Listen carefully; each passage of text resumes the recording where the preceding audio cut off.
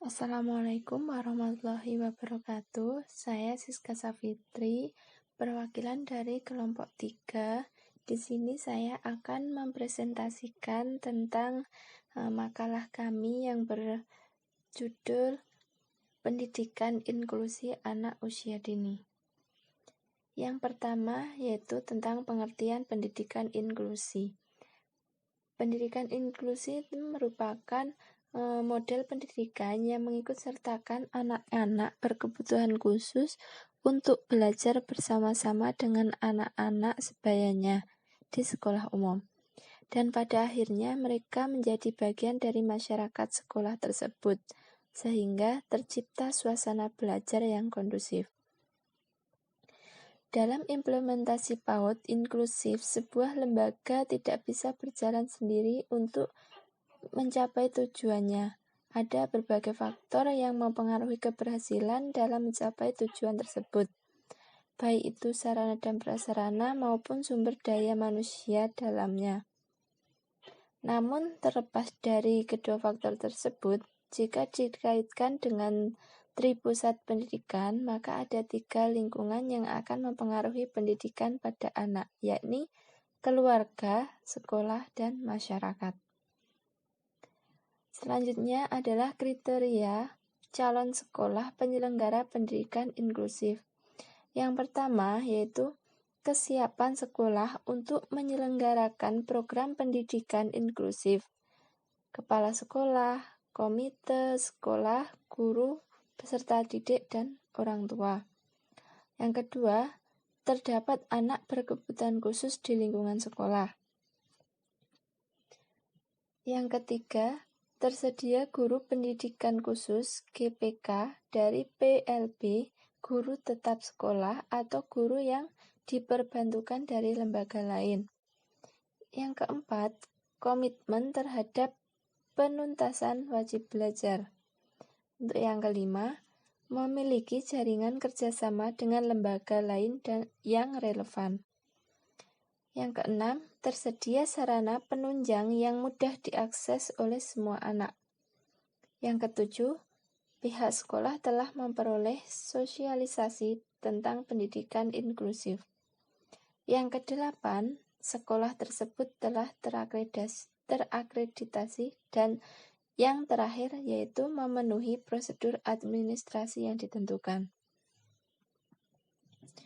Untuk poin selanjutnya yaitu tentang sejarah perkembangan pendidikan inklusi.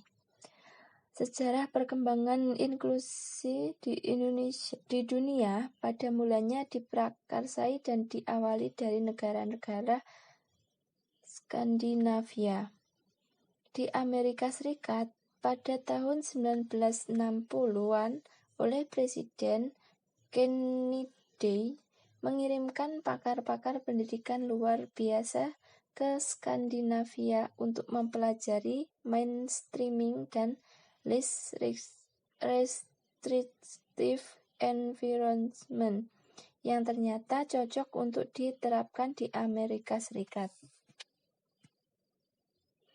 Selanjutnya di Inggris pada tahun 1991 mulai memperkenalkan adanya konsep pendidikan inklusif dengan ditandai adanya pergeseran model pendidikan untuk anak kebutuhan khusus dari segregatif ke integratif.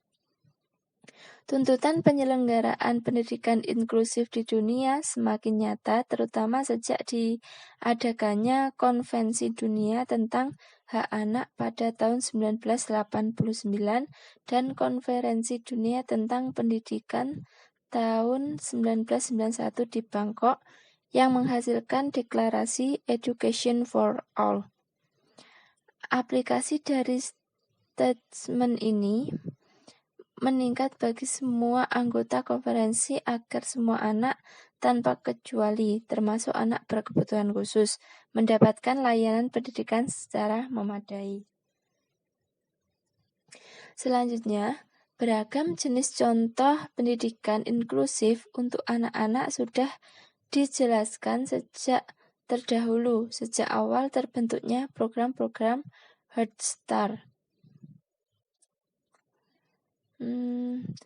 Jowonyo adalah satu dari contoh awal program-program sejenis, dan sebagai contoh sekolah, ini merupakan sebuah program yang matang yang bisa menjadi minat tersendiri dalam bidang ini.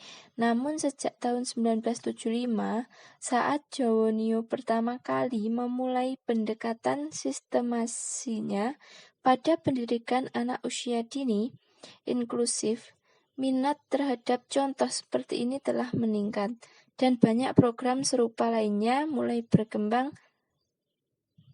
Hasilnya, saat siswa difabel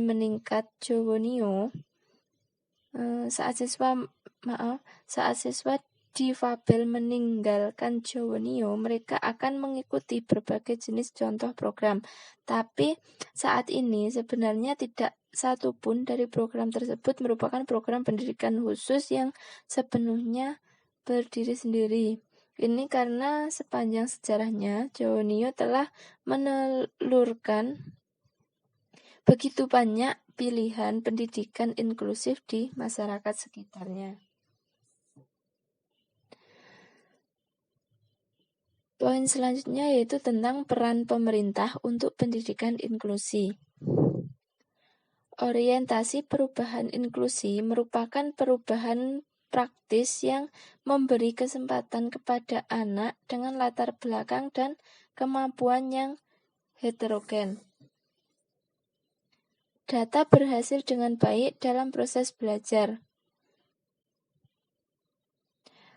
Pembaharuan ini tidak hanya menguntungkan anak yang sering tersisihkan seperti anak berkebutuhan khusus, tetapi semua anak dan orang tuanya, semua guru dan administrator sekolah, dan setiap anggota masyarakat.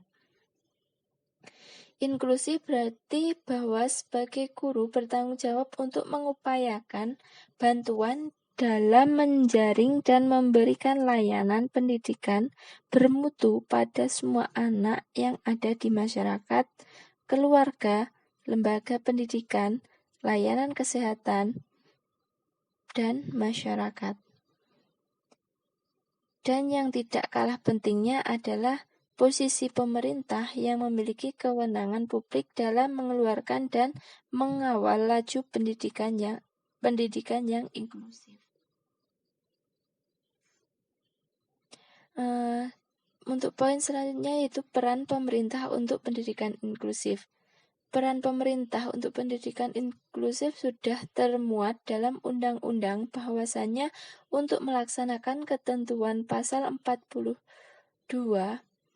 ayat 8 dan pasal 43 ayat 2 dan ayat 4 Undang-Undang Nomor 8 Tahun 2016 tentang penyandang disabilitas perlu menetapkan peraturan pemerintah tentang akomodasi yang layak untuk peserta didik penyandang disabilitas.